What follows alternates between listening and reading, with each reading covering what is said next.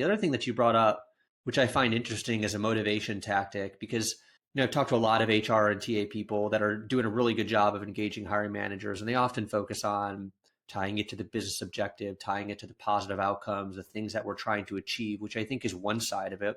The other side of it, though, which you touched on, is tying it to making them remember when they touched a hot stove in the past, right? People run faster away from a grizzly bear chasing them versus how fast they run towards a pot of gold.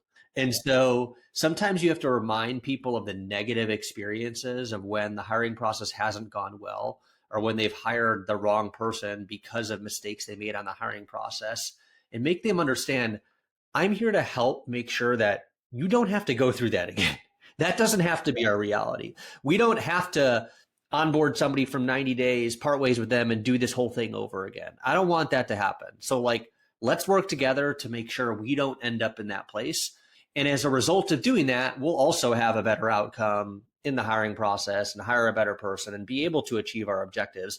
But first and foremost, you remember how much that sucked. Let's not do that again. You kind of have to balance both sides of it. You don't want to always have to use the stick versus the carrot, but I think that's certainly part of it.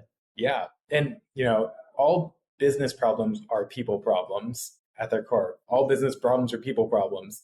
And so this is, a little bit of psychology, but really, yeah, exactly. Helping them understand what is the undesired outcome that we are trying to avoid together here. And I'm going to show you how I'm going to help you avoid that. And we're going to be best friends. This is going to be awesome. Love it.